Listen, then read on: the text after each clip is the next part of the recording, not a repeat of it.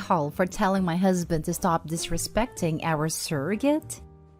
Me, female 34, and my husband, Hunter, male 37, suffered from fertility problems. We recently decided to get a surrogate who's a friend of a friend. We were busy getting everything done legally, and we already had a contract in place. My egg was used, so no worries in this regard. Plus, our surrogate is a respectful, kind woman who's been keeping her part of the contract intact. But it's Hunter who's starting to act strange. I've noticed that he's been focusing all his attention on our surrogate, like skipping work to visit her or get her things she didn't ask for, chat with her all the time on social media, and also constantly offering to do things for her, like drive her places, and sometimes even invite her out or offer to repair stuff for her. She complained to me about this, and even told me about things he's been doing that I didn't even know about, like bringing her gifts. I tried speaking to him about what this looks like, but he said that he's doing what he's doing for his son and not her. Still, I asked that he tone it down and respect the woman's space. He got mad at me and accused me of being jealous of the woman who's carrying my own child and said that this makes me look bad. I said our surrogate was the one who complained about his behavior, and I said that this wasn't true. Apparently, this made him somewhat angry, so I gave him time to cool down a bit. Yesterday, our surrogate called me saying that Hunter came over and told her guests to leave. I asked why, and she said that he wanted to show her the $9,000 car he bought for her. I was shocked. She said she declined the car and asked him to leave, but he started arguing with her about using public transportation and risking our baby's well-being. I was fuming. I called him demanding to get home, and he did eventually. Once he got back, I picked up a fight with him and yelled at him, saying that he's been nothing but overstepping, disrespectful and inappropriate towards our surrogate. Again, he explained that the car wasn't for her but to ensure that the baby's safe. I told him to stop disrespecting the woman and stop using the baby as an excuse to stomp all over her boundaries. He ranted about how he was just trying to make this work and that I should do the same if not more. He even accused me of not loving our son as much as he does. But this isn't the way. And putting $9,000 for a car without telling me? He left the house for a while, then came back and refused to speak to me. I might have been hard on him. He might have just been oblivious. So I'm less sure seeing his reaction now. Now for the top comments. Not stay home. This is upsetting behavior. It's one of two things. One, he has a crush on her, or two, he thinks he has the right to police pregnant women's bodies. It's inappropriate regardless. You should quietly assist her in getting an attorney to draft a cease and desist letter to him. You may or may not get the baby, but frankly, I'm not sure your marriage, specifically just your husband and his odd behavior, none of your doing, is in a place to need a baby right now. Eileen is the second. He wants to completely control this woman because he is the father of the baby. And he will control every move Opie makes when the child is born and in their care. Can't drive in a car, too dangerous, feed it this, not that, can't go there, can't do that. Not stay home. Reading that creeped me out on a deep level. He sounds like a stalker that's obsessed. Does he not realize that stressing her out by being intense and domineering could harm the baby? He needs help and possibly a restraining order. Agreed. It gave me the creeps. A 37-year-old that can't understand how he isn't respecting another person's boundaries is a red flag. Not stay home. He's actually endangering the successful arrival of your son because he's not only causing stress to your surrogate, he's also making her so uncomfortable that she might seek legal recourse to break the contract. Maybe schedule a formal meeting with lawyers and her surrogate so she can express her needs officially? That might be a way for your husband to actually see the severity of his behavior. I feel for the horrible position Opie's in, but I have to mention here that it'd be pretty freaking monstrous of her if she in a way tried to prevent her surrogates breaking the contract, should she, very rationally, decide to. Imagine being in a position where you are legally bound to carry your stalker's fetus to term. I'd terminate it by whatever means necessary. Next story. Am I the a-hole for ditching my wife at the mall because she was taking too long?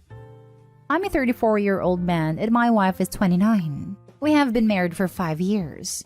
Since we started dating, she has always taken her sweet time doing everything. Getting dressed, doing her makeup, Eating, whatever it is, she takes forever. I'm generally a patient person, but I get extremely anxious when I'm late for something with a scheduled starting time. Alone, I've never been late for anything. With her in tow, I'm late for everything. The most frustrating thing about this is that she seemingly has no ability to comprehend that she's making people wait. If I even suggest that she move a little faster, she gets really defensive. A few years ago, one of her best friends dumped her because she was tired of her chronic lateness.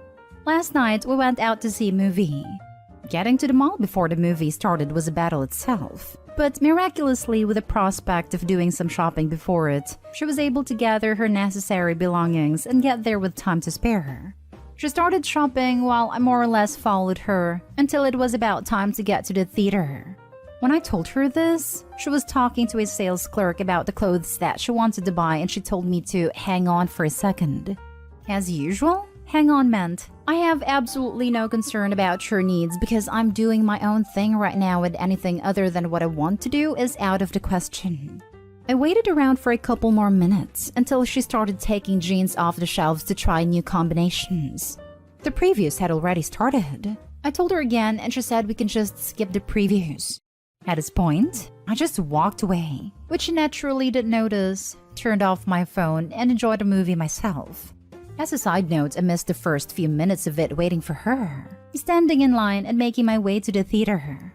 On my way out of the theater, I saw her on a bench in the lobby beside herself because I ditched her. I honestly didn't feel bad at all and told her that I'd do it again. This made her more upset, and finally, we had an awkward, quiet drive home. Apparently, she was actually looking forward to the movie too. Was I the a-hole in this situation?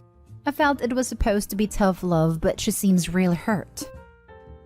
Not the a-hole. This is what you have to do moving forward. Tell her that you're leaving in 15 minutes and follow through. One warning, then go. Stop discussing and explaining. Start showing. Though in the future, send a text, I'm at the movie and I'm sitting center right. Turning phone off now.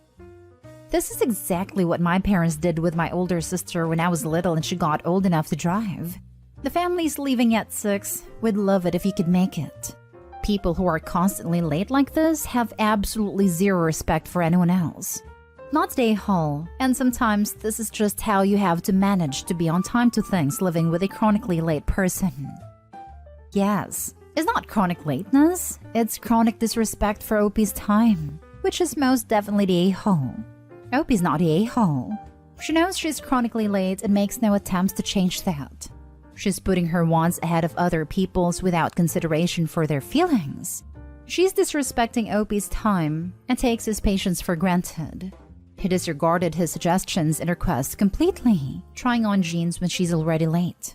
She doesn't take OP into account when doing things her way, but is mad at him for doing something on time. Not the a-hole. Initially, I was sympathetic to your wife as someone who's also chronically late. However, when you described that her response to you informing her the previews are starting was to go try on more jeans, I lost all sympathy.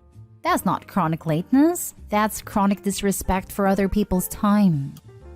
Not the a-hole. Chronically late people that have no issue ruining other people's plans because they live in their own self-centered world need to realize that, shockingly, the world doesn't in fact revolve around them.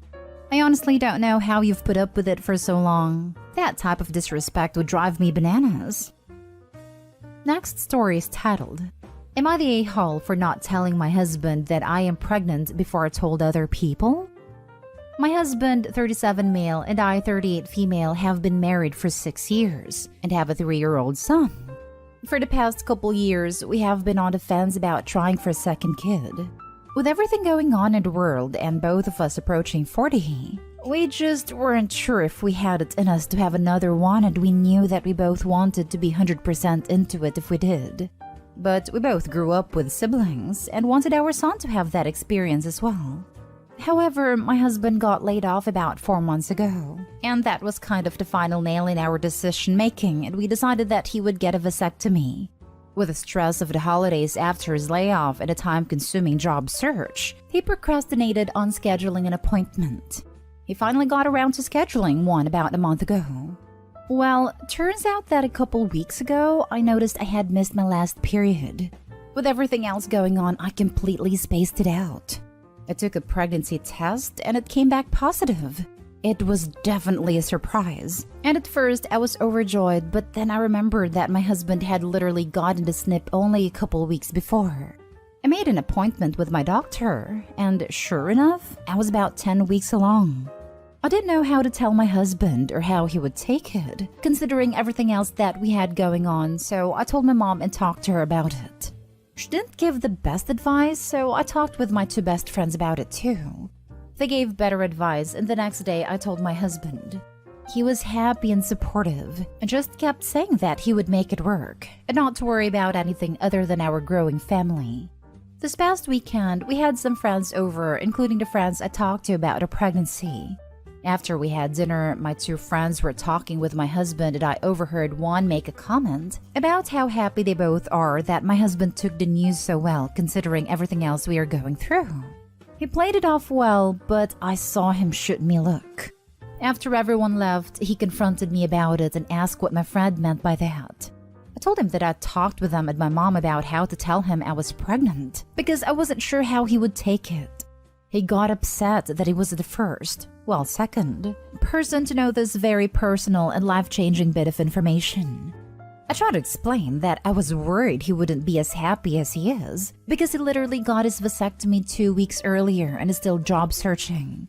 He told me that I should know him better than to think he wouldn't be happy and said he was offended that I would assume otherwise. I apologized and he seemed to accept it, but I could tell that he wasn't happy about it and that his feelings were hurt. I was just so confused and I needed to talk to someone. Was it an a-hole move? How could he not be hurt? He is the father, literally half of what is growing inside you. I understand your concern about telling him, but you owed it to him to be the first. You're the a-hole. Softly, but there it is. You're the a-hole for sure. And look at his reaction to learning this. He didn't freak in the moment, but addressed it at a time when they were alone. He didn't mind that she talked with her mom first. If that's what Opie meant by second, it was unclear. He took the actual news well. He accepted her apology. The dude sounds like a legitimate good guy. Opie, on the other hand, has a lot to learn about consideration for other people. You're the a-hole. You've been married for 6 years, and you already have a kid together. No matter if he would get sad or happy, he should hear it first, and you'd have to figure it out together. This isn't the time to keep secrets from each other because you're scared of how you're going to react.